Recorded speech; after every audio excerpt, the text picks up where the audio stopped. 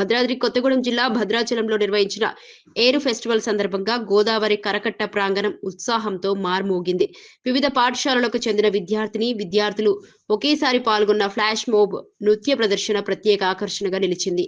ఈ కార్యక్రమంలో జిల్లా కలెక్టర్ జితేష్ వి పాటిల్ కూడా విద్యార్థులతో కలిసి సరదాగా డాన్స్ చేయడం కార్యక్రమం మరింత సందడిగా మారింది.